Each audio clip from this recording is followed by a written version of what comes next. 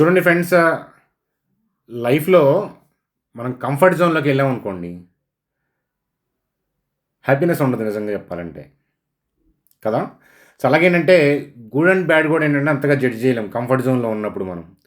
కానీ down fall అయ్యాము. ఎప్పుడైనా బిజినెస్‌లో గానీ, ఇంకేదన్నా గానీ, థింగ్స్‌లో గానీ మనం డౌన్ ఫాల్ అయ్యాము. కానీ మన స్ట్రెంత్ అప్పుడు తెలుస్తుంది. సో, ఎవరు మంచి స్నేహితులు, ఎవరు చెడ్డ స్నేహితులు అని అప్పుడు తెలుస్తుంది కదా! అలాగేంటంటే స్టాక్ మార్కెట్‌లో ఇప్పుడు వస్తున్న ఫాల్స్, స్టాక్ మార్కెట్‌లో ఎప్పుడొచ్చినా ఆ ఫాల్సు, మనకి ఏది స్ట్రెంత్ స్టాకు, ఏది వీక్ స్టాకు, సో ఎట్లాంటి స్టాక్స్ మీద మనం ఫోకస్ చేయాలి. సో, ఆల్ టైమ్ హైలో ఉన్నప్పుడు మార్కెట్లు ఏవి మురిపించాయి? మరి ఫాల్ డౌన్‌లో మరిపించే స్టాక్స్ ఏదైనా ఉన్నాయా? వాటి కోసం వెతుకుదాం. చూడండి ఫ్రెండ్స్, అనుకున్నది అయ్యేటట్లుంది. స్టాక్ మార్కెట్‌లో రేపేం జరుగుతుందో తెలిస్తే సో, నిద్ర పట్టదు. ఎందుకు నిద్ర పట్టదు? హాయిగా నిద్రపోవచ్చనమాట. రేపేం జరుగుతుందో తెలిస్తే మనం హాయిగా నిద్రపోవచ్చు. చూడండి ఫ్రెండ్స్, 50% కరెక్ట్ అయిన పిఎస్‌యు అదేంటో చూద్దాం. సో, హీరో మోటార్ కార్ప్ వాళ్ళేంటంటే ఐపీఓ అది రావట్లేదనమాట. క్యాన్సిల్ అయింది. కారణం ఏంటి అనేది ఈ వీడియోలో డిస్కస్ చేద్దాం. సో, టీసీఎస్, రిలయన్స్, సో వాటికి సంబంధించిన చార్ట్స్‌ని స్టడీ చేద్దాం. హెచ్‌డిఎఫ్‌సి బ్యాంక్ యొక్క చార్ట్‌ని కూడా స్టడీ చేద్దాం. ఓవరాల్‌గా మార్కెట్ డైరెక్షన్ ఎక్కడి దాకా వెళ్తుంది, ఏంటి కథ అనేది మనకి ఈ 3 దిగ్గజ కంపెనీలు మనకి ఒక చుక్కాని అవుతాయి అని చెప్పడంలో సందేహం లేదు. సో, అట్లాగే టాటా మోటార్స్ యొక్క సేల్స్ డ్రాప్ అంట. దాని కథ ఏంటి? ఈ గోడ దెబ్బ దానికి చెంపదెబ్బ అవుతుందా? సో, ఇత్యాది విషయాలతో అలాగే నిఫ్టీ, బ్యాంక్ నిఫ్టీ యొక్క కథాగమనంతో వీడియోని రక్తి కట్టిద్దాం. చూడండి ఫ్రెండ్స్, వీడియోలోకి వెళ్ళే ముందు మన ఛానల్ వీడియోని లైక్ చేయడం అనేది మన జన్మ హక్కు. కాబట్టి వీడియోని లైక్ చేద్దాం. చూడండి ఫ్రెండ్స్, కొత్త వాళ్ళకి అంటే కొత్తగా మన ఛానల్ వాచ్ చేస్తున్న వాళ్ళకి నేను సబ్స్క్రైబ్ చేయమని నేను చెప్పను. సో, ఎందుకంటే ఒక 2-3 వీడియోస్ చూస్తే కనుక నచ్చి ఖచ్చితంగా ఏంటంటే మన ఛానల్ సబ్స్క్రైబ్ చేసి తీరతారంతే. చూడండి ఫ్రెండ్స్, లైవ్‌లో మనం ఏంటంటే డౌ జోన్స్ చార్ట్ చూస్తున్నాము. చూడండి ఫ్రెండ్స్, నిఫ్టీకి వెళ్దాం. ఒక్కసారి యూఎస్ మార్కెట్లు చూస్తే కనుక సో, యూఎస్ మార్కెట్లు కూడా ఏంటంటే త్వరలో, నేను రేపు అనట్లేదు, త్వరలో ఏంటంటే ఫాల్ డౌన్ అక్కడ కూడా స్టార్ట్ అవుతుందనేది కనిపిస్తుందనమాట. సో, అక్కడ క్యాండిల్స్‌లో ఏంటంటే వీక్‌నెస్ అనేది కనిపిస్తుంది. సో, అదొకటి మనసులో గుర్తుపెట్టుకోండి. సో, మన నిఫ్టీ చార్ట్‌కి వెళ్దాం పదండి. చూడండి ఫ్రెండ్స్, స్క్రీన్ మీద మనం నిఫ్టీ యొక్క చార్ట్ చూస్తున్నాము. సో, ఈ టర్నింగ్‌లో జాగ్రత్త అని చెప్పాను. సో, మీరు అంటే నాకు ఇవాళ కుదరక ఇంట్రాడే పాయింట్ ఆఫ్ వ్యూలో ఏం జరిగిందో నేను చూడలేదు. కానీ ఎవరైనా గనక మీరు అబ్జర్వ్ చేసుంటే ఈ 24,927 ఈ 24,753 ఒక్క రోజులో బ్రేక్ అవ్వదు అని చెప్పాను. మీరు ఇంట్రాడేలో గనక సో హెవీ వోల్టాలిటీ చూసే ఉంటారు ఈ ఏరియాలో. పర్టికులర్‌గా మనం ఈ 24,920 బిలో 24,750 ఈ ఏరియాలో వోల్టాలిటీ హెవీగా చూసే ఉంటారు. రీజన్ ఏంటంటే పైనుంచి సెల్ ఆఫ్ చేసుకుంటా వస్తున్నారు. ఇది టర్నింగ్ కాబట్టి షార్ట్స్ కవర్ చేసే ఏరియా అది. కానీ ఓవరాల్‌గా రెడ్‌గా క్లోజ్ అయిపోయింది అని అంటే సో, ఈ లెవెల్ ఇంకా బ్రేక్ అవ్వలేదు. రెడ్‌గా క్లోజ్ అయింది అని అంటేనే సో, ఈ పైనుంచి సెల్ ఆఫ్ చేస్తా ఈ షార్ట్స్‌ని కవర్ చేస్తూనే ప్యారలల్‌గా హెవీగా సెల్ ఆఫ్ చేస్తున్నారు. అర్థమవుతుందా? అంటే సరే ఫర్ ఎగ్జాంపుల్ ఒక 20,000 లాట్స్ సెల్ చేశారనుకోండి. ఒక 3,000 లాట్స్ కవర్ చేస్తూనే ప్యారలల్‌గా మళ్ళా సెల్ చేస్తున్నారు. అంటే ఈ ప్రాఫిట్ బుకింగ్ చేసుకుంటూనే హెవీగా సెల్ ఆఫ్ చేస్తున్నారంటే ఇది అంతం కాదు, ఆరంభమే అనే విషయం అర్థమవుతుంది. ఫాల్ డౌన్ అనేది మరింత ముందుకి కంటిన్యూ అవుతుందనే విషయం అర్థమవుతుంది. సో, మరి అప్‌కమింగ్ డేస్‌లో మరి ఇవి ఎక్కడి దాకా వెళ్ళొచ్చు అని అంటే గనక నియర్ బై ఏంటంటే సో, మనకి డౌన్‌కి వెళ్తుంటే నియర్ బై మనం చూడాల్సిన లెవెల్ 24,579. సో, రేపు అని అనట్లేదు. సో, ఓవరాల్‌గా డౌన్ ట్రెండ్ కంటిన్యూ అవుతా. సో, ఇంత డౌన్ ట్రెండ్ అయినా ఎవ్రీడే ఎవ్రీడే కిందకెళ్తది కదా! మధ్యలో రీట్రేస్‌మెంట్స్ కూడా వస్తుంటాయి. సో, మధ్యలో రీట్రేస్‌మెంట్స్ వచ్చినా రాకపోయినా ఏంటంటే 24,579 దాకా వెళ్ళే అవకాశాలు కనిపిస్తున్నాయి. సో, దాని తర్వాత ఏంటంటే స్లోగా అయినా ఫాస్ట్‌గా అయినా 24,209ని టచ్ చేసే అవకాశాలు పుష్కలంగా కనిపిస్తున్నాయి అని చెప్తాను. కాబట్టి 24,209 టచ్ చేసే అవకాశాలు ఉన్నాయి ఇప్పుడున్న స్పీడ్‌ని బేస్ చేసుకొని. కాకపోతే ఒకటే డే 2 ట్రేడింగ్ సెషన్స్ అని నేను అనను. మధ్యలో ఏదైనా రీట్రేస్‌మెంట్స్ వస్తే గనక sell and rally point of వ్యూలోనే ట్రేడర్స్ థింక్ చేసుకోవడం అనేది కరెక్టు అనేది చెప్తాను. చూడండి, ఇది ఎడ్యుకేషనల్ పాయింట్ ఆఫ్ వ్యూలో చెప్తున్నాను అంతేగాని బై సేల్ పాయింట్ ఆఫ్ వ్యూలో కాదు. కాబట్టి అప్‌కమింగ్ డేస్‌లో నిఫ్టీ 24,209ని టచ్ చేసే అవకాశాలు కనిపిస్తున్నాయి.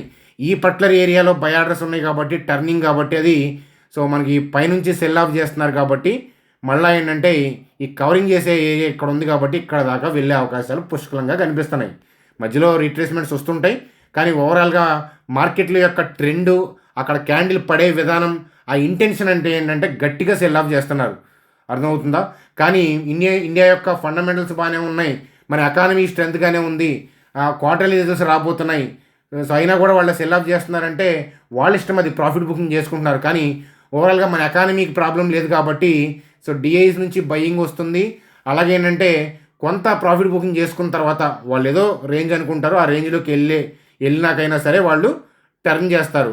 కానీ ఇంత ఫాల్ డౌన్లో మంచి మంచి కంపెనీలు ఏంటంటే లక్రేట్గా దొరుకుతాయి.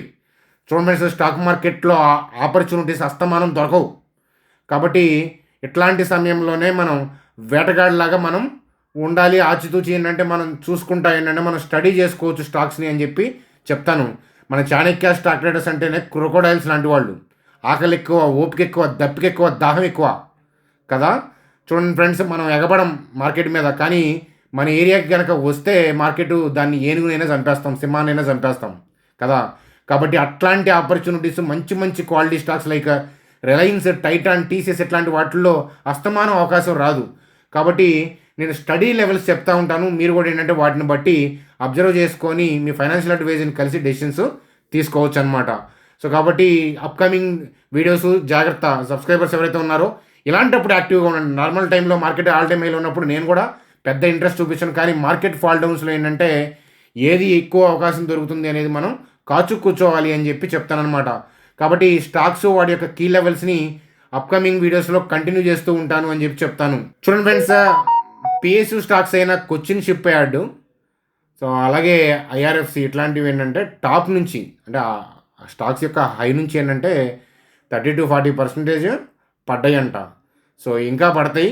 సో అలాంటప్పుడు మీరు నేను స్టాక్స్ డిస్కషన్స్లో వీటిని యాడ్ చేస్తాను. మీరు కాకపోతే ఏంటంటే నేను పడుతున్నప్పుడు స్టాక్స్ వాటి గురించి డిస్కస్ చేస్తున్నప్పుడు ఇట్లాంటి స్టాక్స్ కూడా అప్పుడప్పుడు మీరు కామెంట్లు చేస్తే వాటిని కూడా మనం చూసి ఎక్స్ప్లెయిన్ చేస్తాను. ఇవి చూద్దాం, ఇది ఇలాంటి పాయింట్ ఆఫ్ వ్యూలో మనం ఇలాంటప్పుడు స్టడీ చేసుకోవడానికి బాగుంటుంది, నేర్చుకోవడానికి బాగుంటుంది అనే పాయింట్ ఆఫ్ వ్యూలో మాట్లాడుతున్నాను. చూడండి ఫ్రెండ్స్, అలాగే టాటా మోటార్స్కి సంబంధించి JLR retail sales 3% year point of వ్యూలో డౌన్ అంట. సో పెద్ద ఇదేమీ కాదు. అలాగే హోల్సేల్ సేల్స్ డౌన్ 10% అంట. So volumes production and wholesale volumes recovery in H2 అని చెప్పి చెప్తున్నారు.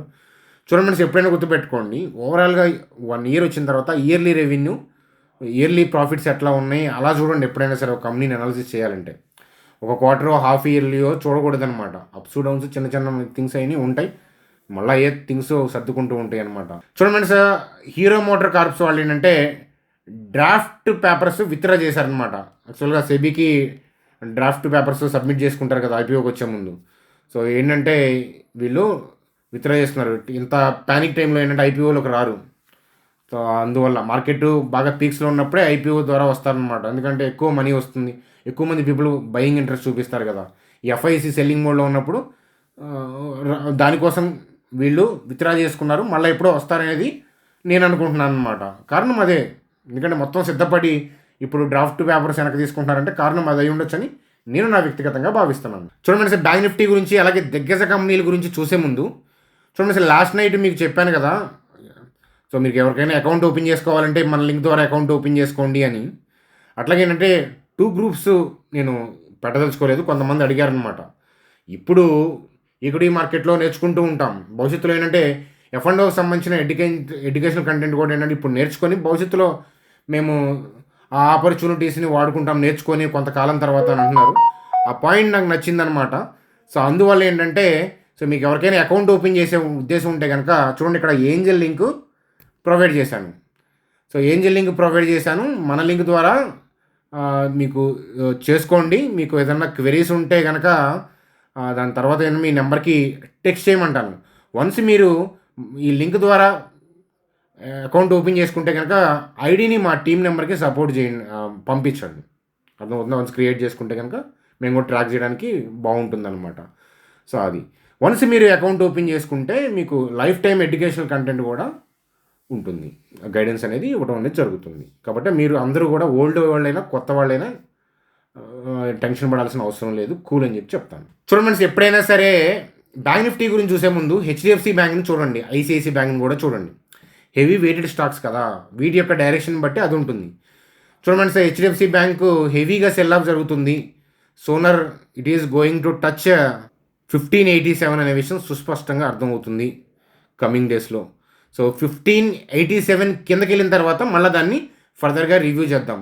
ఈ డౌన్ ట్రెండ్ కొనసాగితే మధ్యలో 1-2 డేస్ ర్యాలీస్ వస్తూ ఉంటాయి, కానీ ట్రెండ్ అయితే కనుక ఓవరాల్గా డౌన్, అంటే broad view of the stock market down. కాబట్టి త్వరలో 1587కి వచ్చే అవకాశాలు ఉన్నాయి. 1587 టచ్ అయిన తర్వాత దాని తర్వాత మళ్ళీ ఇంకొకసారి ఏంటంటే మనం దాన్ని రివ్యూ చేద్దాం. చూడండి ఫ్రెండ్స్, అలాగే రిలయన్స్ యొక్క చార్ట్ చూద్దాం. సో రిలయన్స్ కూడా ఏంటంటే హెవీగా ఈ సెల్లింగ్లో పార్టిసిపేట్ అవుతూ ఉంది అనమాట. సో రిలయన్స్ కూడా హెవీ వెయిటెడ్ స్టాక్ కదా నిఫ్టీలో, హెచ్డిఎఫ్సి బ్యాంక్ తర్వాత ఇదే కదా, కాబట్టి ఇదే అనమాట. మీకు రీసెంట్గా మీకు చెప్పడం అనేది జరిగింది, రిలయన్స్ పాయింట్ ఆఫ్ వ్యూలో ఈ 2715ని టచ్ చేసే అవకాశాలు ఉన్నాయని.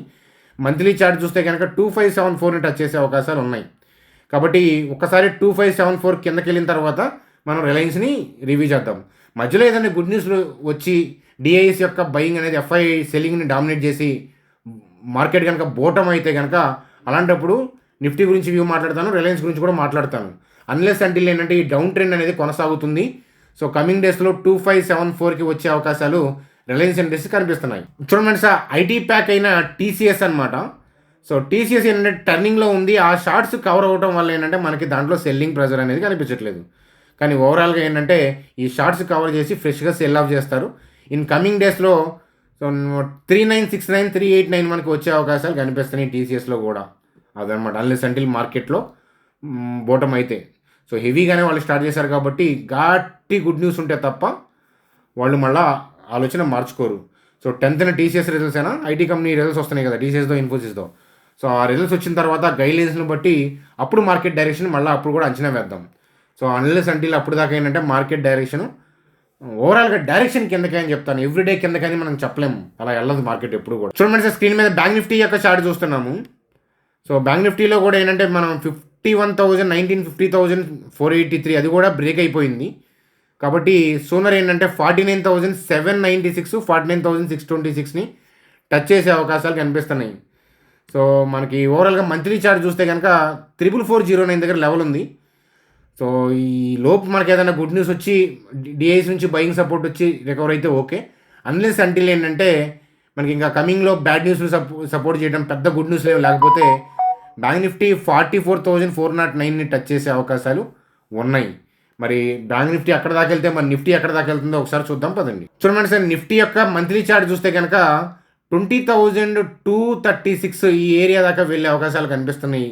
ఈ క్యాండిల్కి మధ్య గ్యాప్ ఉంది కదా, సో అక్కడ దాకా. సో కానీ అక్కడ దాకా వెళ్తుందని ఖచ్చితంగా చెప్పలేం, ఛాన్సెస్ ఈ బ్యాడ్ న్యూస్లన్నీ కంటిన్యూ అయితే. కానీ అంత దూరాన్ని ఇప్పుడే మనం జడ్జ్ చేయకూడదు. చూచాయిగా మనసులో గుర్తుపెట్టుకోండి, మనం డే చార్ట్లో లెవెల్స్ చెప్తున్నాను కదా, సో ఆ లెవెల్స్ని మనం వ్యూస్గా ఏంటంటే నేర్చుకుంటూ ఉండాలి. ఓవరాల్గా మంత్లీ చార్ట్లో అక్కడ గ్యాప్ ఉంది కాబట్టి బ్యాడ్ న్యూస్లు కంటిన్యూ అయితే అక్కడ దాకా వెళ్ళే అవకాశాలు ఉన్నాయి. ఇన్ఫ్యాక్ట్ ఇక్కడ దాకా వెళ్తేనే ర్యాలీస్ కూడా మంచిగా వస్తాయి, మళ్ళీ న్యూ హైకి వెళ్ళడానికి అవకాశం బాగుంటుందన్నమాట. మీలో కూడా చాలామంది చూసే ఉంటారు, లైఫ్లో మిమ్మల్ని ఎవరైనా మోసం చేయడం కానీ సడన్గా జాబ్ పోవటం కానీ కాస్త చీకటి అనిపించి ఉంటుంది, కానీ మీ స్ట్రెంగ్త్ అప్పుడే వచ్చి ఉంటుంది బయటికి. అసలు స్ట్రెంగ్త్ అలాగే ఏంటంటే లైఫ్ న్యూ థింగ్స్కి ఏంటంటే మిమ్మల్ని ఇన్వైట్ చేసి ఉంటుంది, అర్థమవుతుంది కదా. కాబట్టి ఏంటంటే స్టాక్ మార్కెట్ కరెక్షన్స్ అనేవి హెల్దీ. ఈ లైను నచ్చలేదు అని అంటే మీరు బిగినర్స్ అర్థం. నాకు స్టార్టింగ్ డేస్లో నచ్చేది కాదు, కరెక్షన్స్ హెల్దీ అంటారేంటి పడిపోతుంటే అని. ఎకానమీ పడిపోవట్లేదు, ఎకానమీ స్ట్రెంత్గా ఉండి మార్కెట్ పడుతుంది అని అంటే ఒక టామీ హిల్ఫిగర్ లాంటి షర్టు బాగుంది, మీ సైజు దొరికింది, సేల్స్లో ఉంది అని అంటే ఏం చేస్తారు, మీరు కొంటారు కదా. అలాగే స్టాక్ మార్కెట్లో కూడా ఏంటంటే థింగ్స్ అన్నీ బాగున్నప్పుడు మనకి ఎకానమీ అంతా బాగుంది, గ్లోబల్ థింగ్స్ అన్నీ అంటే చిన్న అలజడులు అయ్యాయి, పెద్ద థింగ్ ఏం కాదు కదా, అంతా బాగానే ఉన్నప్పుడు మార్కెట్ హెవీగా ఫాల్ డౌన్ అవుతుంటే దట్స్ బ్యూటిఫుల్ ఆపర్చునిటీ. అస్తమానం ఫాల్స్ రావు. మీరు చూడండి లాస్ట్ 5 yearsలో ఎన్ని ఫాల్స్ వచ్చి ఉంటాయి, గట్టి ఫాల్స్, అవన్నీ ఆపర్చునిటీసే కదా. అందువల్ల ఏంటంటే ఎప్పుడు కూడా మనం ఫాల్స్కి భయపడద్దు, అది గుర్తుపెట్టుకోండి. చూడండి, ఇక్కడ దాకా వీడియో చూసారంటే నచ్చుంటుంది, సో లైక్ చేయడం మర్చిపోవద్దు అనమాట. సో ఇక్కడ దాకా చూసారంటే సబ్స్క్రైబ్ కూడా చేసి ఉంటారు. సో చేయకపోతే ఆలోచించండి. కమింగ్ డేస్‌లో అయినా నచ్చి సబ్స్క్రైబ్ చేస్తారు. నాకైతే ఆ నమ్మకం ఉంది. Bye friends. Good day.